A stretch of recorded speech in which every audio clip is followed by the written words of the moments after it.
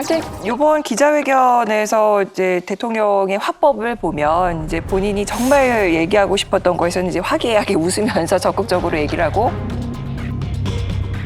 답하기 껄끄러운 것은 회피하는 약간 그런 화법이었어요. 그래서 자연스럽게 이준석 전 대표에 대한 얘기는 그냥 언급하지 않겠다라고 좀 넘어갔고. 대통령님께서는 역대 대통령께서 하지 않으신 도어 스태핑을 지금 하고 계신데요. 근데 답변 논란이라든가 아니면 태도 때문에 조금 논란이 되기도 했었는데요. 이걸 앞으로 계속 하실 생각인지 궁금합니다. 계속 일단 결론부터 말씀드리면 계속 하겠습니다. 여러분들께서 하지 말라 그러면 할 수 없겠지만 미흡한 게 있어도 계속되는 과정에서 국민들께서 이해하시고 또 미흡한 점들이 개선돼 나갈 것이라고 생각합니다. 여러분들께서도 많이 도와주시기를 부탁드립니다. 이준석 전 대표가 최근에 윤석열 대통령도 직접 겨냥을 해서 여러 가지 지적들을 하고 있는데 이렇게 여당 내에서 집안 싸움이 계속 이어진다면 국정 운영에도 상당히 부담이 될 걸로 보입니다. 대통령 어떻게 보시는지 궁금합니다. 대통령으로서 민생 안정과 국민의 안전에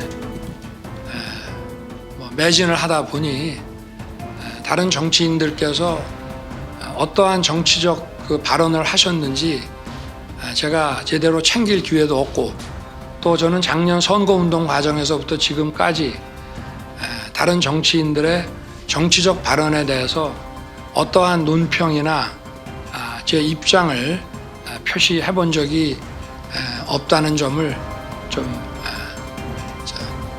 생각해 주시기를 바라겠습니다.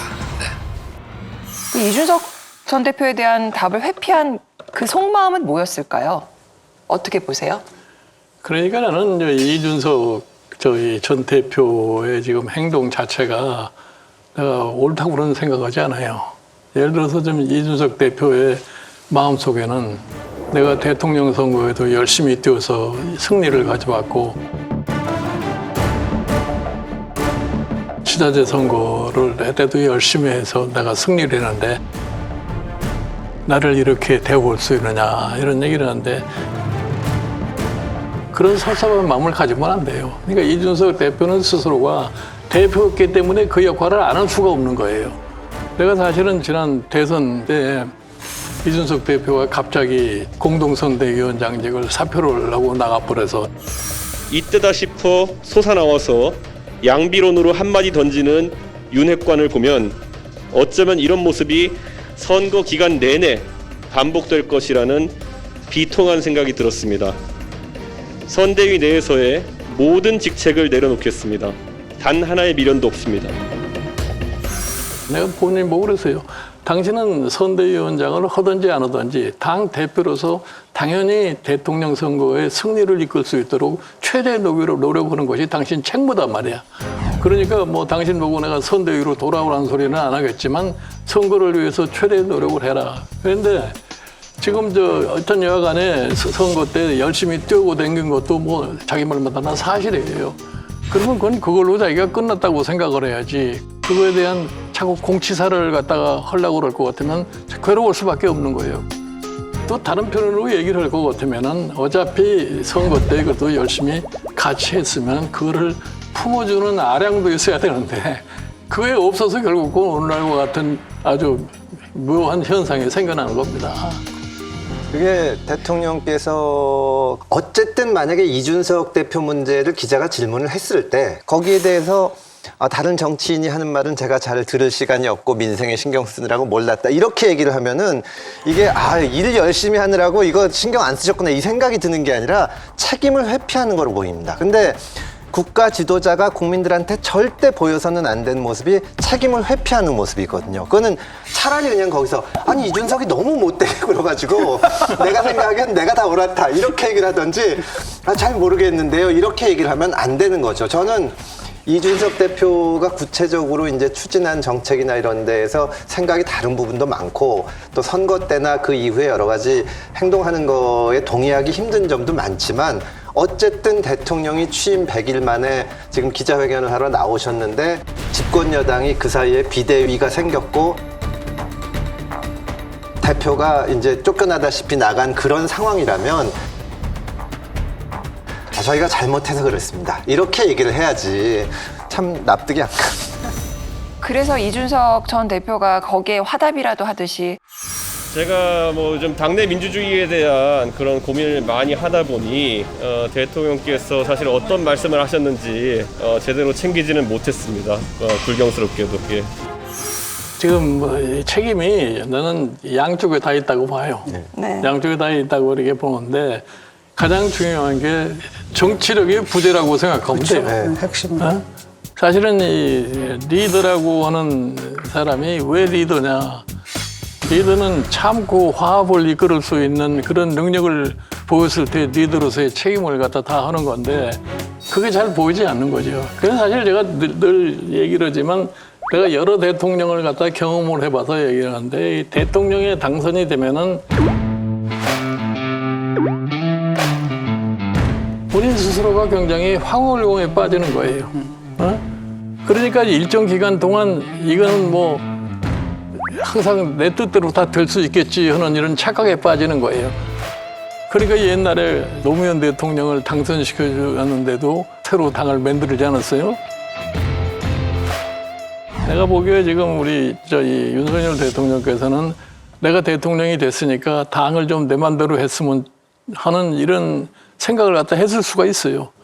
그런데 이제 그게 이준석이라고 하는 대표로 인해서 그게 잘 이루어지지 않을 것 같으니까 이런 사태까지 오게 만들지 않았나 하는 이런 생각이 드는데 나는 사실은 대통령이 되는 사람은 5년 동안은 대통령 하는 기간 동안에 자기가 국가와 국민을 위해서 뭘 하실 것인가에 대한 노력을 하는 것이 가장 중요한 거지 당 같은 거에 대해서 별로 신경을 안 쓰는 게 난 좋다고 생각을 해요. 그래서 난 정치인들이 갖춰야 할 덕목 중에서 가장 중요하게 좀 안목이 있었으면 좋겠다 하는데 그런 안목이 있는 지도자를 갖다가 찾기가 참 힘든 것이 지금 우리 현실이 아닌가 이렇게 봐요.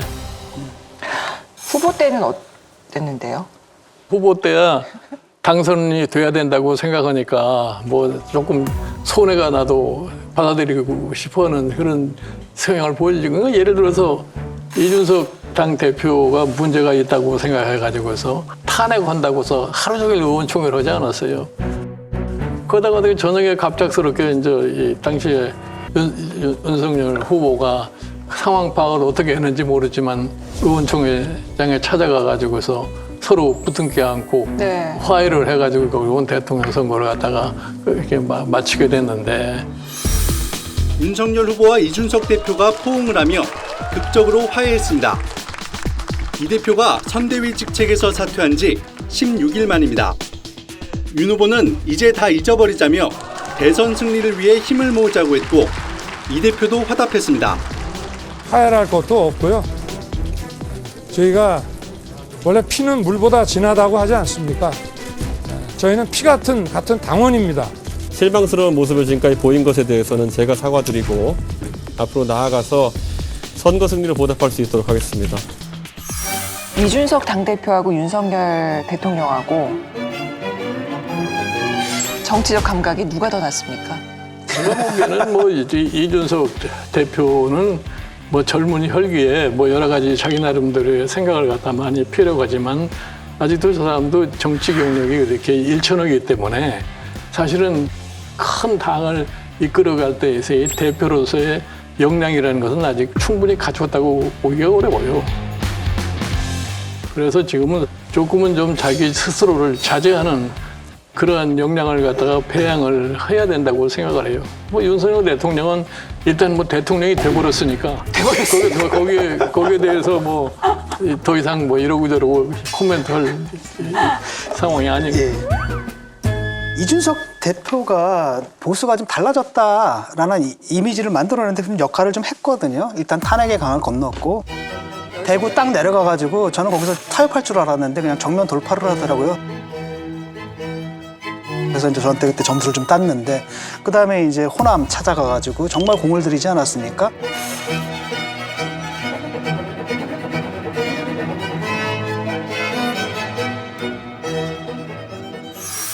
광주의 정치가 수십 년 동안 지금의 광주의 2030 세대에게 가져다준 혜택이 없고 감동을 주지 못했다면은 그것을 질타하고 바꿀 권리는 시민에게 있으며 그것이 광주 정신의 핵심 아닙니까, 여러분?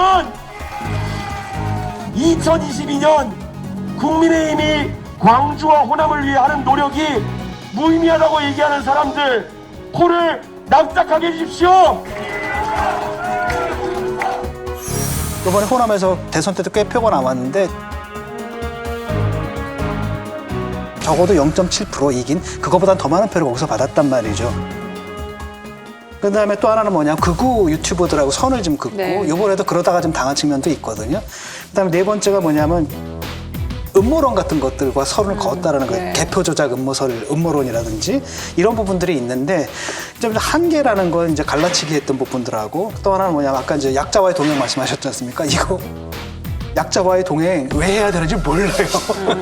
양극화가 왜 문제인지 몰라요. 이분들 마인드는 뭐냐면 양극화는 당연한 거고, 그렇지 자연 법칙인 거야. 정글의 법칙이고 이런 마인드가 지금 굉장히 강해요. 그게 능력주의 마인드거든요.